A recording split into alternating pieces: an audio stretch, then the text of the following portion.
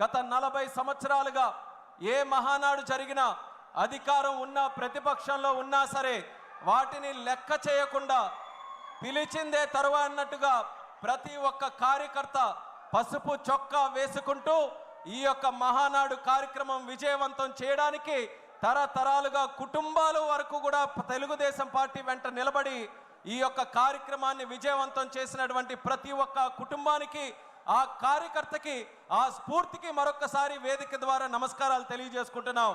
అలాగే గత 12 సంవత్సరాలుగా నేను చూస్తున్నటువంటి మహానాడుల్లో కూడా అతి ముఖ్యమైనటువంటి కార్యక్రమంగా ఎంతో ఆసక్తిగా ఎదురు చూసే కార్యక్రమం ప్రతిపక్షంలో ఉన్నప్పుడు 2022లో ఒంగోలులో ఒక కార్యక్రమం చేస్తే ఆ మహానాడు ద్వారా కార్యకర్తలందరికీ కూడా ధైర్యం నింపి పంపించినటువంటిది మన మహానాడు కార్యక్రమం।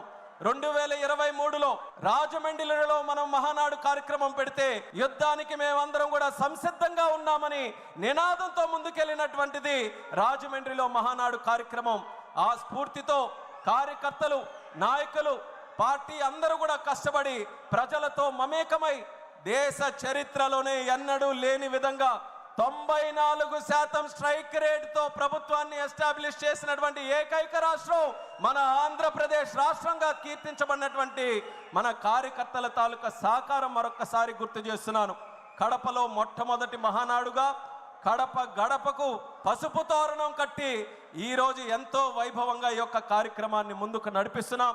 ఇప్పుడే మనం చూసాం యువ నాయకుడు నారా లోకేష్ అన్న గారు ఒక యువ నాయకుడుగా కార్యకర్తల గుండెల్లో ప్రజల గుండెల్లో ఒక సుస్థిరమైనటువంటి స్థానం సంపాదించుకొని ఈరోజు ప్రజా నాయకుడిగా ఎదిగి ఆయన తాలూకా ఆలోచనలతో 40 సంవత్సరాలు స్వర్గీయ నందమూరి తారక రామారావు గారి తాలూకా నాయకత్వంలో నారా చంద్రబాబు నాయుడు గారి నాయకత్వంలో ఈ 40 సంవత్సరాలు తిరుగు లేకుండా పార్టీ ఏ రకంగా ముందుకు నడిచిందో మరో 40 సంవత్సరాలు కూడా తిరుగు లేకుండా తెలుగు జాతి ఉన్నంతకాలం సూర్యచంద్రులు ఉన్నంతకాలం తెలుగుదేశం పార్టీ అనుక్షణం ఉండాలనే ఆలోచనతో మరొక 6 శాసనాలని మన అందరికీ కూడా అందించడం జరిగింది మన లోకేష్ అన్న గారు।